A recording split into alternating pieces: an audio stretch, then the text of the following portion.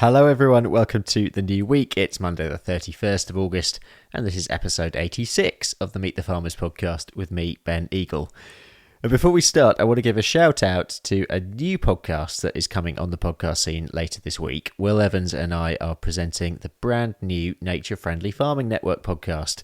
Quite a mouthful, I know, which is all about farming with nature in mind. And we're meeting NFFN members from across the UK. So I'm really excited for that. It comes out on Wednesday and there'll be 2 episodes each month for this first series, with episodes coming out on the first and third Wednesdays of each month between now and Christmas. Today on Meet the Farmers, we're focusing on health and nutrition, and I'll be speaking to food consultant Barbara Bray. Before that though, let's take a look at some news stories from the past week.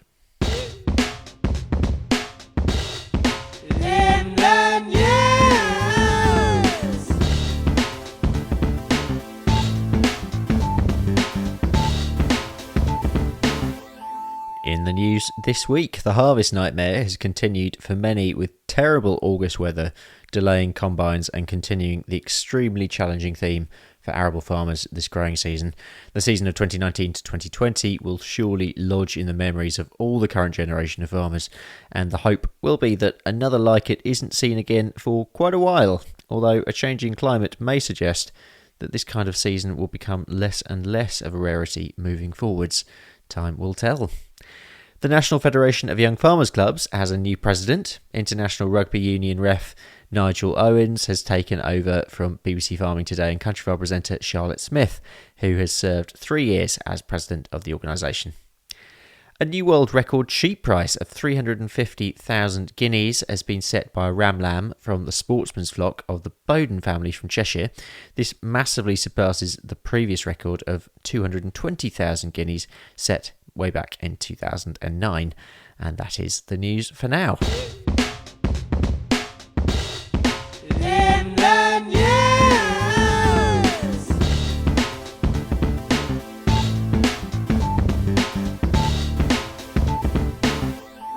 It's now time for our main feature interview, and this week I'm speaking to a non-farmer, but someone who has thrown herself into the centre of farming circles and is passionate about encouraging farmers to think of themselves as part of a wider food sector.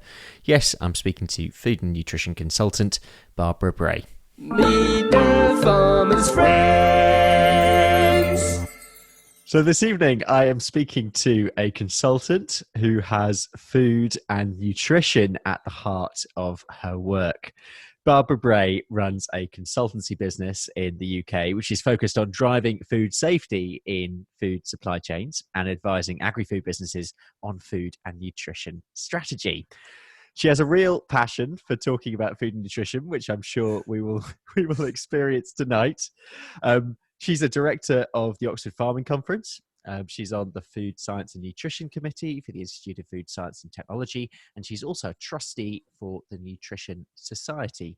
In 2017, Barbara was awarded a Nuffield Farming Scholarship and travelled to Singapore, Indonesia, Japan, Israel, and the USA to study international food and farming systems.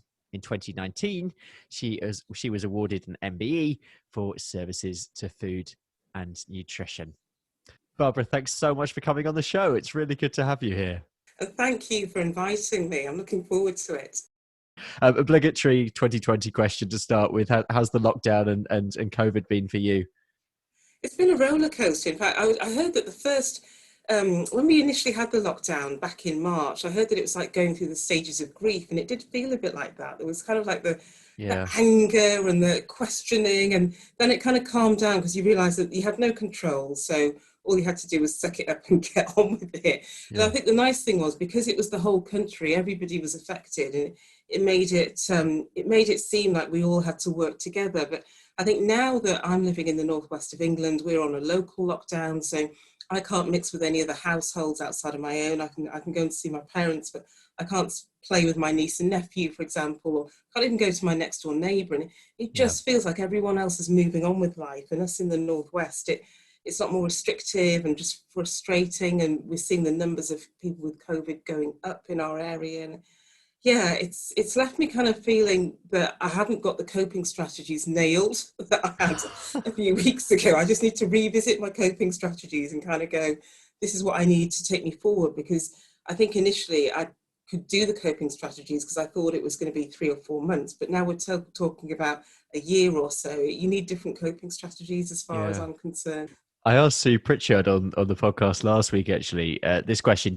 I mean, I'm interested in your perspective as a nutritionist. Do you think that COVID has provided a wake up call for us, certainly as a Western society, that we need to take food and nutrition more seriously? I'd say yes and no, because I did a little bit of researching on Google Trends back in March. So when people started asking me to do webinars, I was looking to see what were people focusing on.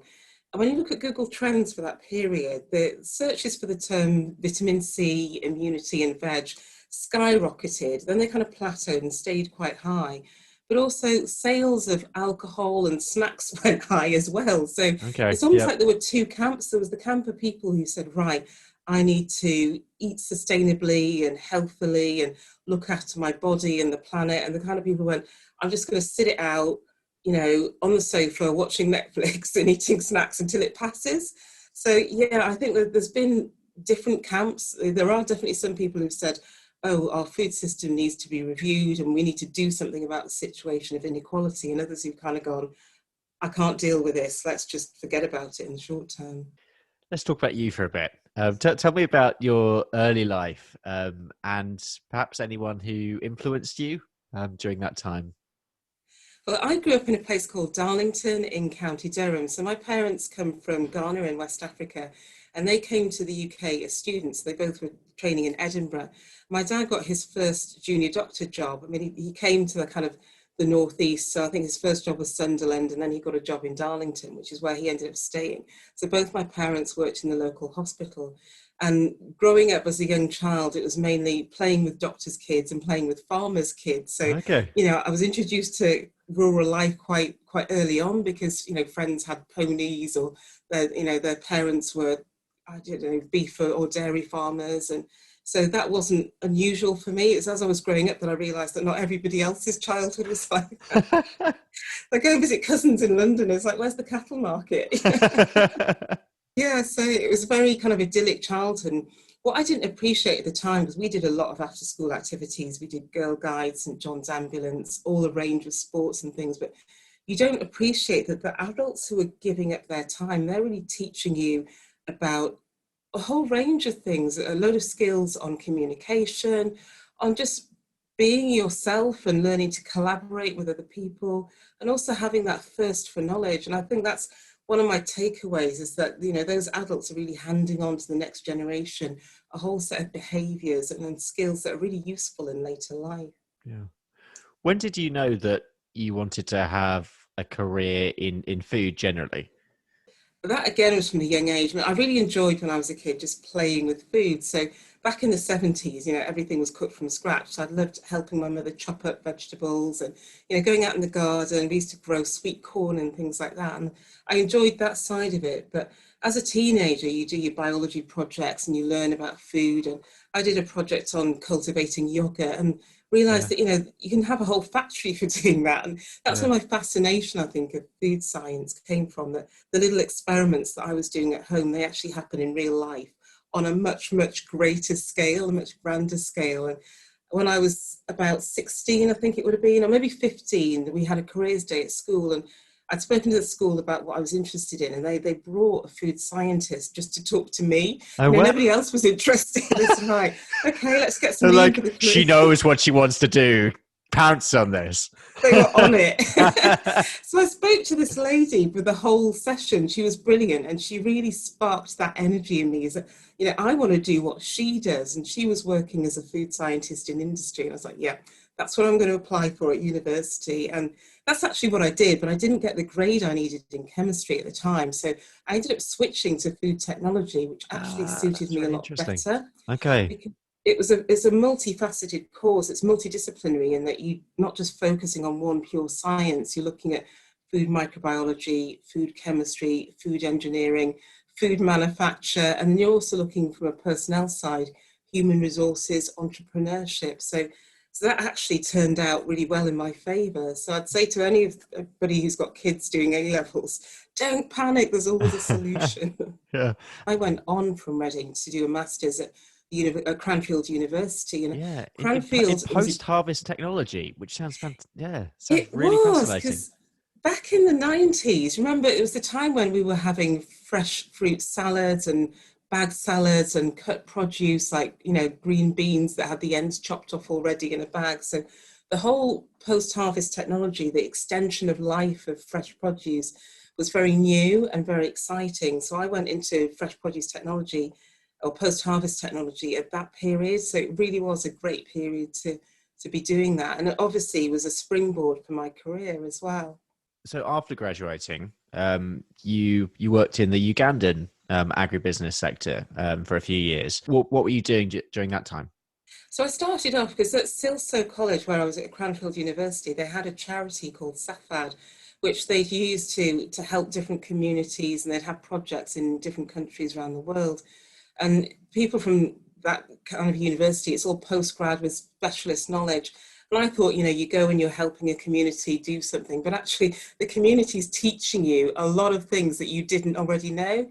So Yeah. coming out with a master's degree, you kind of think, oh yeah, I've learned about this, that, and the other. But working with subsistence farmers and seeing how they have to adapt to life and how they feed their families and how generally the communities work was a real eye opener for me. So I learned a lot from that experience, not just about how you manage crops post harvest, which is really what I was interested in, but the whole piece about how it's interrelated into society, which I think sparks my kind of feel for understanding how society works. And so even though I'd never done geography to any high level of education, I kind of did it to GCSE, and I'd never done any social sciences. I think that's where my passion for social science started. And Okay. I Yeah. realized it's not just about the science, it's how you apply the science that's really important. You could have gone in so many different directions, but you chose to return to Europe and have a European base. Let's go back to the UK and to France, because you worked across a number of different roles in that time, everything from food procurement to technical innovation to food safety. Yeah. But yeah, let's. I want to stick on this sort of travel front as well, because that links into your Nuffield. As travel and seeing these different places, different systems in different countries, being important for your personal development, I suppose, but also your professional development, and seeing that wide base of different things across food. Well, I'd like to say that I went to all these countries and I absorbed lots of knowledge and really interacted well with the people. But a lot of the time it was trial and error. And sometimes there was quite a bit of error.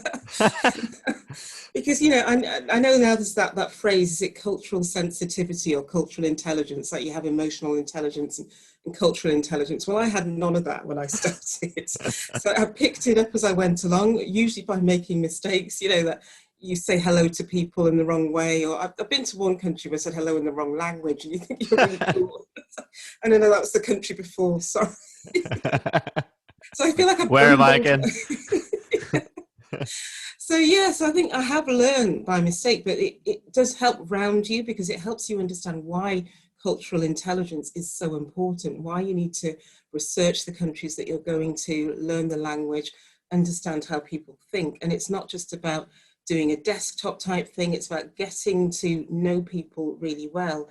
And you can't do that the same way in each country. There's some countries where people are more reserved, others where people are really quite nosy, and it's about changing your register to fit the situation that you're in. And I learned that the hard way. I wasn't an expert, even though I spoke French when I went to France. I'd ask daft questions, I'd use the wrong tenses, and so it doesn't matter, they know what I mean. And people are like, no, that matters. But I So yeah. assume also as a consultant, almost that learning, or those lessons were actually really important for what you do now. Definitely, because now, I don't just see my job as imparting technical knowledge from a food safety or nutrition point of view. I see my job as working with people to make the right decisions with the right information. And if you can't work with people, it doesn't matter what you tell them, it just goes straight over the top. So building relationships is one of the most important things about what I do that can then help people to make the right decisions in their business. Let's talk about your Nuffield. So in 2017, you began your Nuffield scholarship, which was on vegetable production for specific nutritional need. Now, every Nuffield seems to have a story of some crisis or adventure that they've had on their travels. Did anything out of the ordinary happen to you? Well, do you know what? When I did the Global Focus Program, which was the 6 weeks, well, 7 weeks, 6 countries, with a group of 11 people, I think we only had one flight that didn't happen because there was a storm or the pilot got delayed or something. All of our journeys went ahead on time, on schedule, What? without a drama. We did the whole What is world. this? And there was like one internal flight that didn't work. So we just went, oh, let's get the bus. There's a bus that takes us and drops us right outside where we need to go. It's like, why were we taking a flight anyway? So it was just serendipity. But when I plan my own travel, I'm quite risk averse. So even though I'm a bit kind of out there and, like to do things a bit differently, there's certain things that I don't like to mess with. And I like to know that I'm always going to be in a safe environment. And when I decided that I was going to go to China and have a look at what was happening there, a few people took me aside and said, well, okay, if you're going to go to China, you really need to research this and think of how you're going to be comfortable, because there was a trip that had gone out, a GFP tour that had gone out with Nuffield before, and one of the girls was South African, and she really had a bad time because a lot of the Chinese people have never seen a black person before. The way they interact with black people isn't particularly pleasant for you as a person. They don't mean any harm, but you don't want to be the focus of attention in that way where everyone's grabbing your hair and touching your skin and looking at you. And, it is quite nerve-wracking. And also, when you don't know the language or know the culture, you don't necessarily know how to interpret things. So I thought, well, I need to be aware of the cultural insensitivities and, make sure that I have a good situation to arrive to. So I decided to do a homestay. So I went online. There's a homestay organisation that you can apply to, and found a family that I could stay with for a week. And that meant that every night I had a group of people I could talk to, learn from, speak about the culture, and also give me guidance on how to get the tube and do all those kind of things. But I think I could have really had an issue in Shanghai if I hadn't had done that, because it was really stressful going out every day and people stop me. Some people sometimes they'd be doing their daily business and they'd catch my eye, and then they'd realise that what they've seen, and then they'd just stop stock still in the middle of the street and just point and look at me. Not self-conscious at all. It's like, oh, I'll just carry on with what I'm doing. Wow. So yeah, it was. I mean, I'm laughing now, but by the time I got to the end of the week, it was actually quite draining, because people keep stopping you, or they want to take selfies with you, and they don't sort of come up and tap you on the shoulder and ask politely, because they don't speak your language. They just run up to you, put their arm around you, get the camera and take a selfie, and you're like, who are you? But, there were some of the kindest people I met. So I arrived at the airport, really helpful. Obviously, you've got to pay for everything, but everybody wanted to talk. And even if they couldn't speak English, they still wanted to show that they wanted to make you feel welcome in their space. So yes, it had its pluses as well as its minuses. Yeah. It's an impossible question in many ways, and Nuffields hate it when I ask them, but because they've spent all this time and hours putting into their report. But can you summarize your conclusions of your report and what your key sort of take-home messages were? One of my key take-home messages was that if the fresh produce industry didn't get its act together, then the kind of meat substitute, meat replacement would overtake it in terms of importance in people's diets. And that's exactly what we've seen. So 3 years later, we've seen double-digit growth in artificial or meat replacement type foods, and single-digit growth in fruit and vegetables. And it's a shame that, I was saying that's what was going to happen, and that's what's happened. So clearly my Nuffield report hasn't changed the world. But I think what we're realising is we need to get the message out on the relevance of vegetables in the diet. So even though we've had a massive trend on veganism and on plant-based eating, it hasn't actually included plants. So something's gone a little bit wrong there. So that was one of my findings. The other take-home message was that we need to work in a multidisciplinary way. So it's not good enough for us to just focus on, if you're a farmer, you connect with other farmers. It's about looking at the health sector. It's looking at education. Yeah. it's looking at the Treasury, it's looking at all the different government departments that can get involved and have a say in how food is produced and distributed, because there are 16 government departments that get involved in food policy in the UK. So we really need to ensure that everybody's working together and not just trying to plough one particular street or plough one furrow in one particular area. We need to work together across different disciplines. Yeah. Do you think, though, outside of a Nuffield context, is there still room and progress to be made in terms of linking conversations between farming and food? Definitely, and that's one of my ambitions. Since I came back from finishing my Nuffield studies, is to be able to network people with people, so that you bring finance, education, farming, health all together, and people can have the same information, share it, and you can use that to share learnings. You can use it to share best practice and help people generally understand better about their food environment and food systems, because we're seeing a lot of complex messages coming out, or messages that should be complex but get watered down into kind of, I don't know, bite-sized quotations that don't really mean anything. And I think if we want to have a meaningful conversation, we need to be able to say to people, actually, it's complicated. That links in quite nicely to the next question, actually. So in 2018, you became a director of the Oxford Farming Conference. What does that involve, and why did you want to take on a director role? I attended the Oxford Farming Conference because a good friend of mine who was a Nuffield farming scholar was speaking, and she said, oh, no one else can make it, you have to come. So I'd never been before, I didn't really know much about it. I knew that lots of people from Nuffield went there and, talked about it well, but you kind of think, oh, that's not for me, it wasn't in my world. And then I went to the conference, and I was just blown away. I made so many new friends. I learned so much new information about what was happening. It was a great networking experience, and I was so motivated, and everyone was so passionate about the food sector and what they were talking about. So the whole agri-food area. And I just thought, how have I not had Oxford Farming Conference in my life before? And I was so enthused. I literally went home and I was all over social media talking about it and just really bouncing off the walls with enthusiasm. Yeah. And then one of my friends who I'd bumped into at the time, I happened to sit next to her in a couple of sessions, she said to me, well, they're looking for new directors. And I thought, well, is that really for me? She said, no, you'd be brilliant. You should put in an application. So, of course, you do thinking you're never going to get picked. When I got the call for an interview, I was like, oh, this is actually happening. Government's released a new obesity strategy relatively recently. Are you optimistic about that? Well, my view on it is that somebody somewhere will benefit, but I don't think they've dug deep enough, really, because we know that obesity isn't the fault of the person who's obese. It's a structural thing with many complex issues. And I think if you've got a complex problem, you use a range of different tools, and telling people that they need to do a bit more cycling and, having no adverts on certain types of food before 9 o'clock. I kind of feel that they're chipping away at things, but it's not really a strategy. There's no real kind of KPIs that say we need to be at X point by Y time, and this is how we're going to hold ourselves accountable.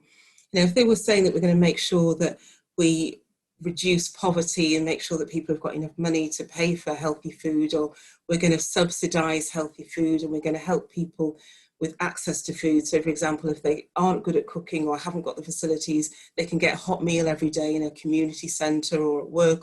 Well, none of those things are there. So as a nutritional consultant, you would actually advise that we need to be going much further? Definitely, yeah. There'll be some people who benefit. I just don't see that most people will benefit. Yeah. Based on that, do you think government has a responsibility to nudge citizens towards a healthier diet and lifestyle? And is it enough, or indeed sensible, I suppose, for the market to dictate and lead, given the costs, say, to the NHS, et cetera, et cetera? I think it's a little bit of both, because, within the population, you've got people with different lifestyles and different personalities. There are people who respond really well to nudging and people who don't. There are also people who respond very well to marketing and people who don't. So it's about horses for courses. And that's why I think having a range of tools in the toolkit, rather than just one kind of overarching woolly strategy, is the way forward. Because I think with the food industry, there are parts of the food industry that will not change without policy because they feel that it's not a level playing field. So if they decide to reformulate and it makes the product more expensive or it reduces their profit margin, then it's benefiting the competition. So you need to at least have a benchmark that everybody has to reach, and then it makes it easier for market forces to work with that. Whereas if you're saying, well, if you want to, you can make healthier food, then where's the incentive if somebody else has to invest more time, energy and money in doing that? And there's no actual financial gain, and they could actually be penalised because they've still got to pay for the raw materials, they've still got to pay the workers, they've still got to pay for the equipment and reinvest in their business. Whereas somebody who's making a cheaper product and hasn't done any of that is still getting the same profit margin. So we need to look at how we incentivize people. And I think where I feel that PHE as was, or whatever it's going to be now, has stopped short is that, yes, it's had the 5-a-day campaign, but that hasn't really gained any traction. And where they have been quite bullish has been on advice such as reduce saturated fat, take out salt and reduce salt, to reduce sugar, reduce calories. Whereas we know that there are things that are missing from our diet that we really want to add. So there's all that conversation that's missing around we need more fibre, we need more vitamin A, we need more iron. So if you can have those conversations and incentivise people that it's better to start adding these things in, then they've got something to focus on that's making their product better. It's not just about taking stuff out, if that makes sense. So the two, the policy and the marketing, do need to work hand in hand.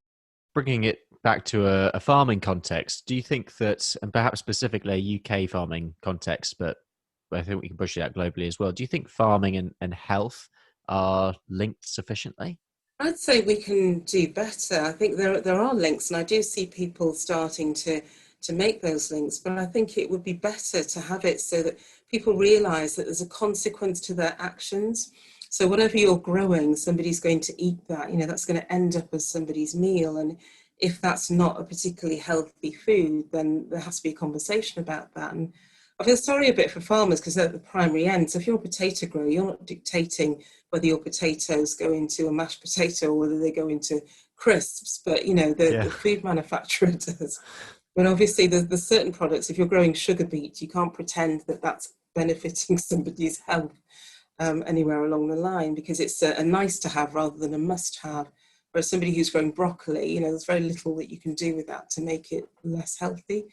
Yeah, I think we do need to join up farming and health and understand that there is a responsibility for everybody to work together to try and improve the health of our population. Yeah, that's a really interesting point, actually, and it relates onto the next conversation I wanted to have with you, which is whether the farming industry, I suppose, has any responsibility, or what the role of the farming industry is in that conversation of marketing the nutritional advantages of various products. I think so. And I was really encouraged to see an ad campaign by AHDB about, I think it was back in March time, where there was a girl who was playing on a phone looking at social media and all these things about losing weight and eating this and not eating that.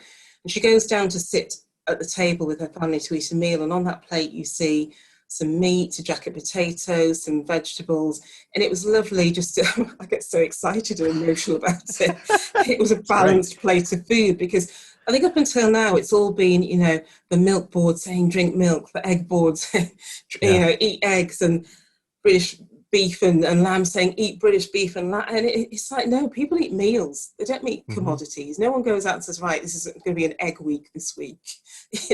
You're having eggs with your breakfast, or you're having eggs in a meal, or you're having vegetables as part of a meal, or meat as part of a meal. So all the components should be there. And I think what we've been guilty of in the past is getting behind a particular group of producers to support them without thinking of the long-term consequences. That's such a good point. Nutritionists have been the worst at this, saying, well, everybody was eating too much red meat, now you need to eat more poultry. Or what's happened, the poultry industry is now massive. Everyone's eating so much chicken. I'm sort of sitting back and thinking, well, was that a sustainable thing to recommend? Yeah. Now that the chicken production has far exceeded any expectation that we ever had, and is probably higher than the beef production. So not having joined up messages is really a problem, because you've got a group of people saying, this is what we need to amend in our diet, and a group of people saying, this is what we need to keep our industry going. Well, the two things have to interlink. And the fact of the matter is we're nearly self-sustaining in red meat and eggs, for example, and having to import 60% of our fruit and vegetables. And, I'm not saying we have to be self-sustaining, but what I am saying is that we need to look at how we promote what we Yeah. grow and what we eat, because at the moment we're not eating enough fresh fruit and vegetables at any form, never mind fresh. But our meat consumption has been higher overall as a population. Obviously, there are subpopulations that don't eat enough meat, and that's dangerous because they're not looking after their health. But overall, it could be that we just need to redress the balance and make sure that we encourage having a balanced diet and a balanced plate, like the AHDB message was trying to put out. I always finish the show with a couple of questions to every guest. The first one is, if you had a message to the public, any message, what would it be and why? My message would be evaluate information. If something it looks too easy and too good to be true, then it probably is. Dig deeper, check your sources. If something has come from social media, dig down and see whether that is the correct information. Look at the sources and see whether you can find who originally said it, because scientists are there doing some really good work. Don't dismiss them. They really are putting out some useful information, and easy, quick to absorb messages aren't telling the whole story. There's always another part to the story that you don't see. And finally, a message to farmers. I thought long and hard about this, because farmers, they've got so many different problems and so many different skills. One message to all farmers. It's It's a hard one. It's a hard one. And I think what a lot of farmers I've seen do really well is kind of look at where they're at and constantly move forward and reinvent themselves. And I would say that as farmers, don't wait for policy. If there's something that you can do now, just go on ahead and do it, because I think policy is going to be behind the pace of change. So change what you can now, and don't wait for policy. Well said. Barbara, thanks so much for coming on the show. It's been really, really interesting just getting your perspective, because I know you work with such a broad range of people, and like your network really is massive. So it's great to have that perspective. Thank you. Oh, my pleasure. Thank you for having me. Meet the farmer's friends. Big thanks to Barbara, and don't forget that you can watch all Meet the Farmers interviews on YouTube by searching for Meet the Farmers podcast. That's it for this week. I'm taking a week off next week, so the podcast will be returning on the 14th of September, when I'll be speaking to Northumbrian farmer Sally Irwin. Have a great fortnight, and I'll see you next time.